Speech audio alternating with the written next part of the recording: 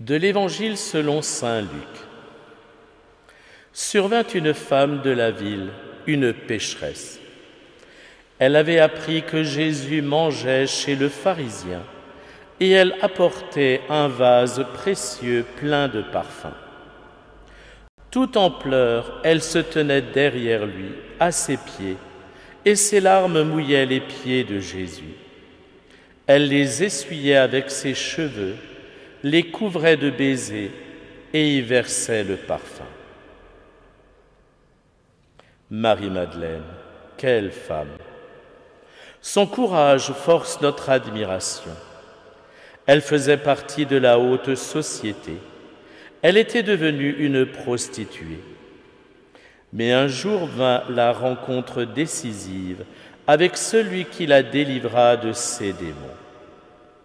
Elle comprit alors que tous les plaisirs de la terre ne pouvaient la satisfaire, qu'au contraire, ils l'asséchaient intérieurement. Devenue la femme forte, parce que libre, elle ne tergiverse pas.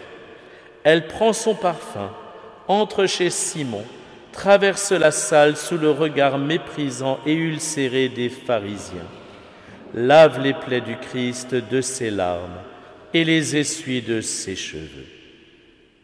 Quel geste magnifique, à la fois si audacieux et si humble. Et le Christ prend sa défense, annonçant que ses péchés sont pardonnés. Mystère d'un Dieu qui se laisse toucher par un geste sincère d'amour.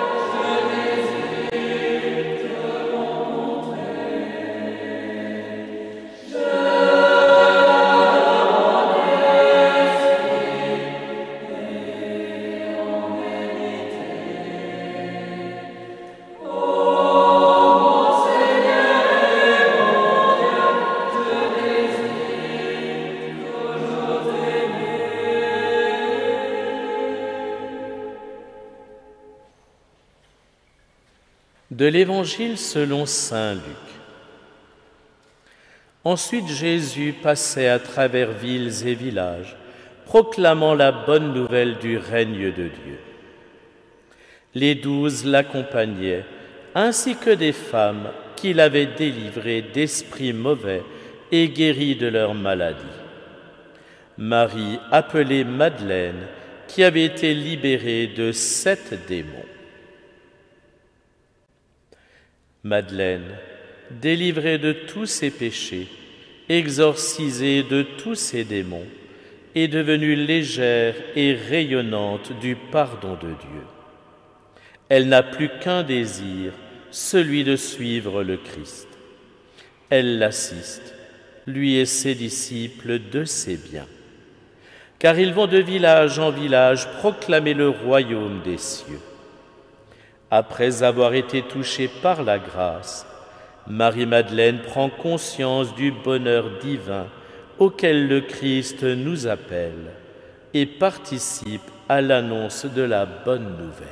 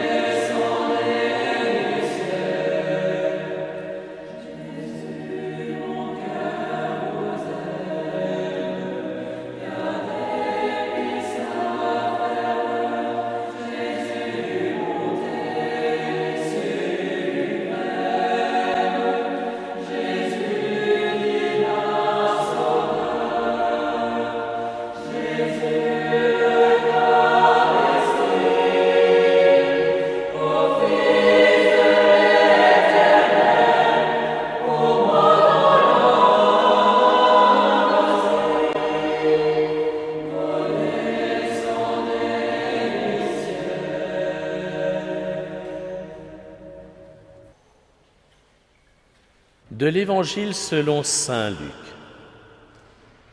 Alors qu'il était en route avec ses disciples, Jésus entra dans un village. Une femme appelée Marthe le reçut dans sa maison.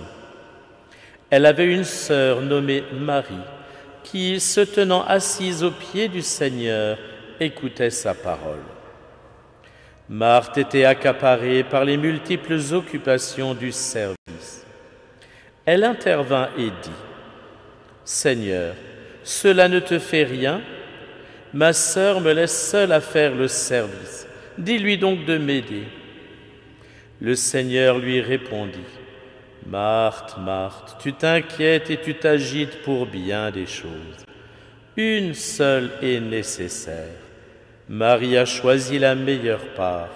Elle ne lui sera pas enlevée. » En restant au pied du Christ, en étant auprès de la source d'eau vive, en comblant sa soif véritable, Marie-Madeleine nous montre l'importance, la nécessaire, l'ultime tâche de toute vie humaine, de notre être, de nos attentes, contempler le Christ.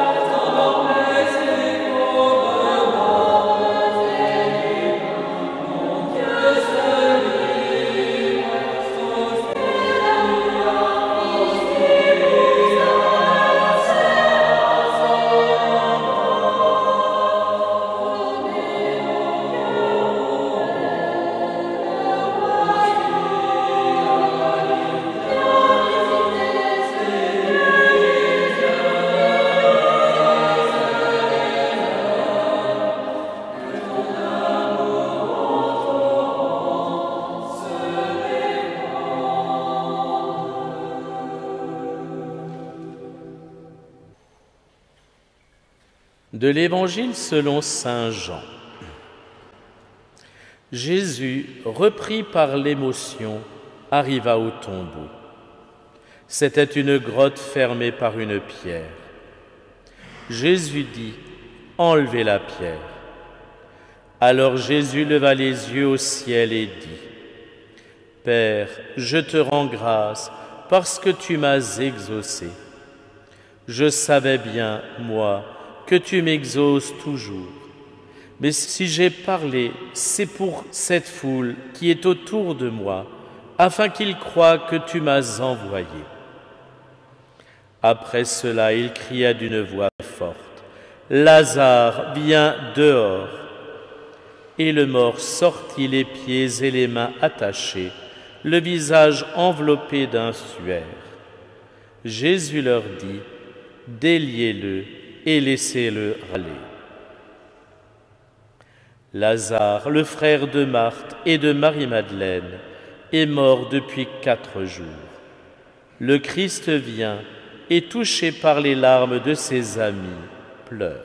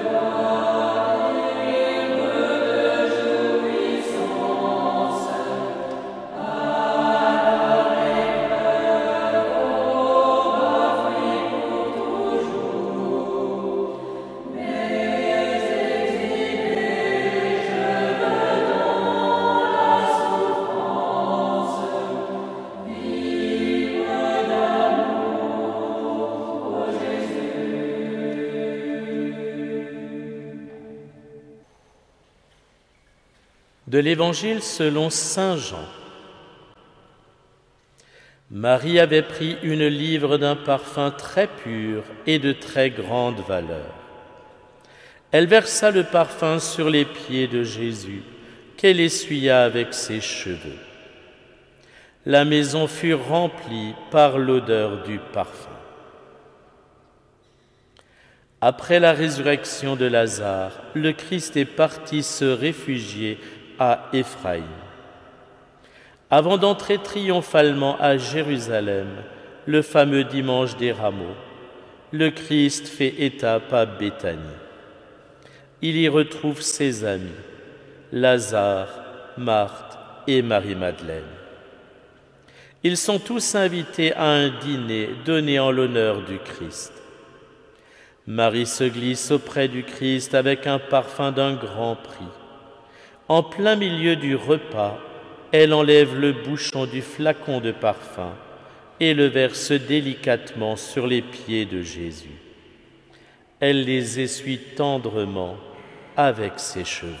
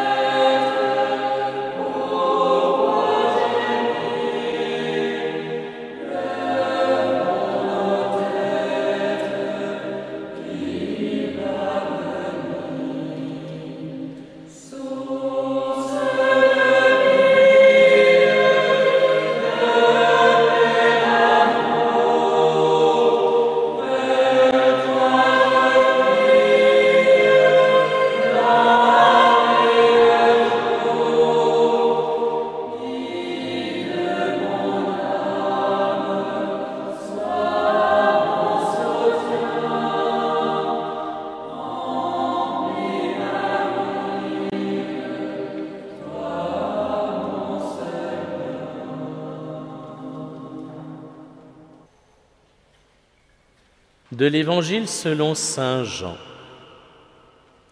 Or, près de la croix de Jésus se tenait sa mère, avec la sœur de sa mère, Marie, femme de Cléophas, et Marie-Madeleine. Le Christ est maintenant chargé de sa croix. Il monte la colline de la mort. Sa mère et Marie-Madeleine, accompagnée de quelques autres femmes et de saint Jean, l'accompagnent de loin. Ils le suivent. Il tombe 3 fois. Interminable est la douleur que le Christ subit. Il arrive au calvaire où il est dénudé. Marie-Madeleine le voit s'élever de terre, étendre ses bras sur le bois de la croix. Elle entend les dernières paroles que Jésus adresse à son Père, au bon larron, à sa mère, à Jean, au centurion. Jésus ne parle pas à Marie-Madeleine. Marie-Madeleine ne parle pas à Jésus. Il reste dans le silence de la souffrance. Mais Marie-Madeleine est là, fidèle. L'ancienne pécheresse est maintenant aux côtés de la Vierge Marie, la toute pure, pour accompagner le Christ dans son ultime sacrifice. Saint Jean Chrysostome souligne son courage et celui des autres femmes, restées au pied de la croix, alors que les disciples s'étaient tous enfuis.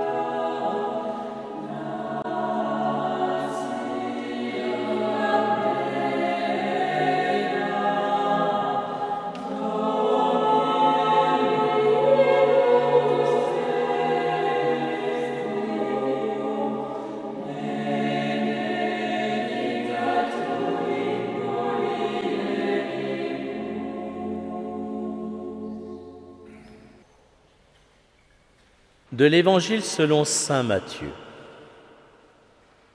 Le soir venu, arriva un homme riche, originaire d'Arimathie, qui s'appelait Joseph et qui était devenu lui aussi disciple de Jésus. Il alla trouver Pilate pour demander le corps de Jésus. Alors Pilate ordonna de le lui remettre. Prenant le corps, Joseph l'enveloppa dans un linceul neuf et le déposa dans le tombeau qu'il venait de se faire tailler dans le roc. Puis il roula une grande pierre à l'entrée du tombeau et s'en alla. Cependant, Marie-Madeleine et l'autre Marie étaient là, assises en face du tombeau. Une fois le Christ enseveli, Marie-Madeleine reste un moment assise près du sépulcre. Elle est fatiguée, anéantie. Elle traverse au plus haut point ce que saint Jean de la Croix appelle la nuit de la foi. Elle ne comprend plus, elle est dans les ténèbres. Seule la fine pointe de l'esprit continue d'adhérer à Dieu. C'est l'heure de la grande purification, où la foi n'a plus rien de sensible sur lequel s'appuyer. Ces moments préparent l'âme à recevoir les plus grandes grâces, et ce sera le cas aussi pour Marie-Madeleine.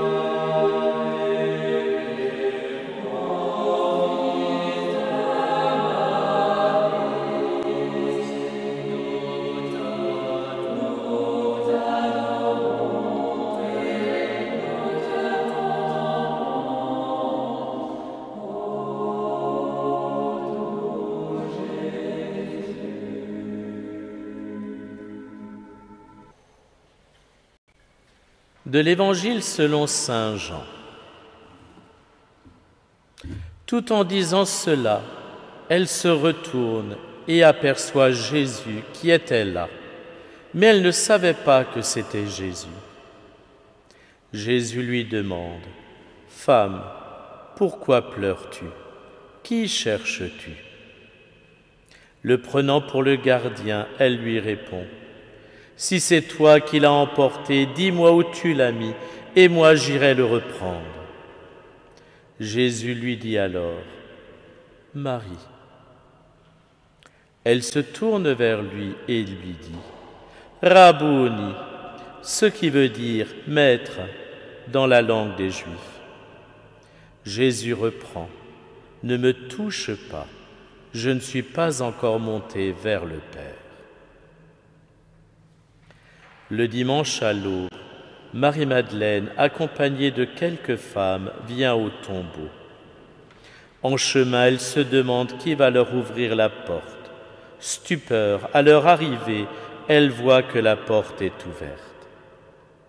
La grande nouvelle de la résurrection a commencé. Elle continue depuis 2 millénaires à transformer le monde. La mort n'est plus un mur, la vie n'est plus une impasse. Nous sommes attendus au ciel si nous savons profiter de ce temps de la miséricorde qui nous est donné.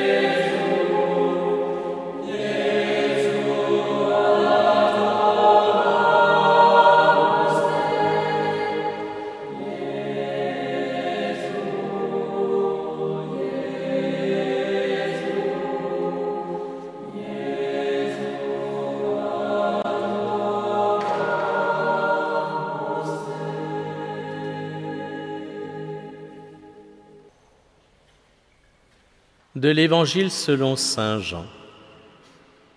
Jésus reprend. Cesse de me tenir, je ne suis pas encore monté vers le Père. Va plutôt trouver mes frères pour leur dire que je monte vers mon Père et votre Père, vers mon Dieu et votre Dieu. Marie-Madeleine s'en va donc annoncer aux disciples « J'ai vu le Seigneur et voilà ce qu'il m'a dit ». Pour ne pas garder pour soi ce trésor inestimable que le Christ donne à Marie-Madeleine, Jésus l'envoie auprès de ses apôtres. Certains pères de l'Église appellent Marie-Madeleine la nouvelle Ève, à l'instar de la Vierge Marie, mais de façon toute différente. Ayant accueilli en premier l'annonce de la résurrection et l'ayant transmise à la communauté chrétienne, elle se trouve être la mère des vivants, ce qui signifie le nom Ève, car c'est d'elle que nous recevons la vie nouvelle qui vient de la résurrection du Christ. Comment ne pas éprouver une immense gratitude pour sainte Marie-Madeleine?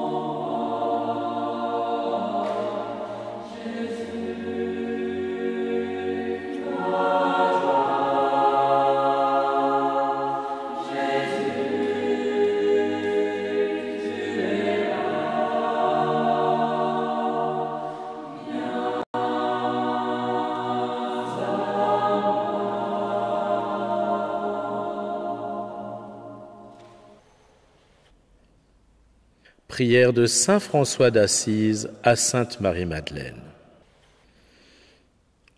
Sainte Marie-Madeleine, toi qui as été pardonnée par Jésus, toi qui as beaucoup aimé, montre-nous le chemin de la conversion véritable et de la pureté du cœur.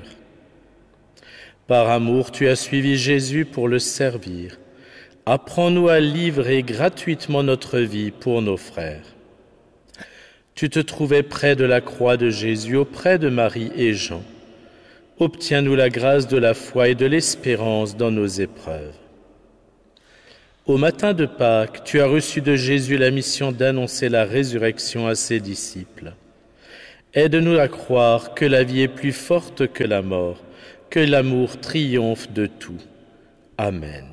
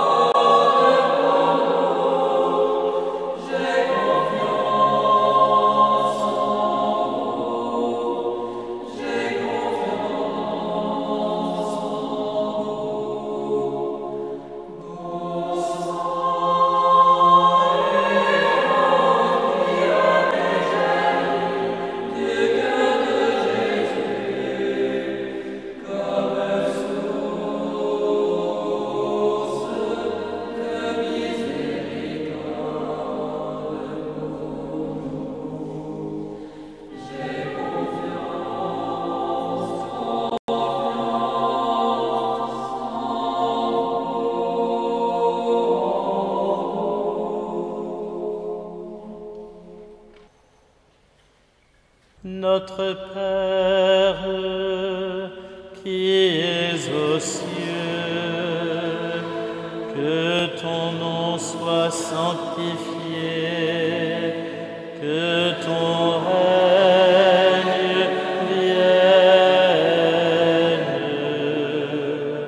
que ta volonté soit faite sur la terre comme au ciel. Donne-nous aujourd'hui notre pain de ce jour. Pardonne-nous nos offenses, comme nous pardonnons aussi à ceux qui nous ont offensés. Et ne nous laisse pas entrer en tentation, mais délivre-nous du mal.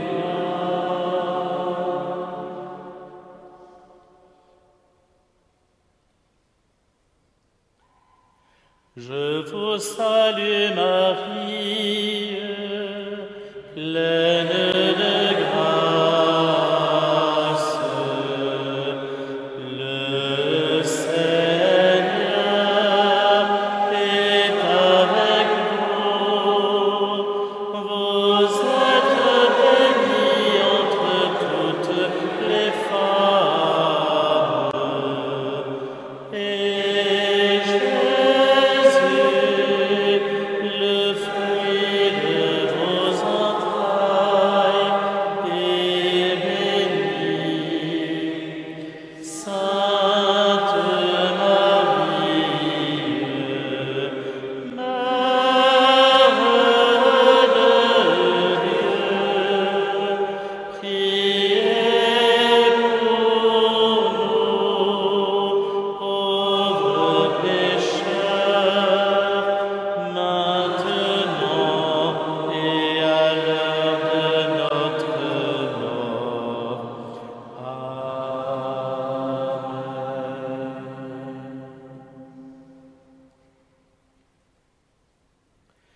Gloria Patri et Filio et Spiritui Sancto, sicut erat in principio et nunc et semper et in saecula saeculorum.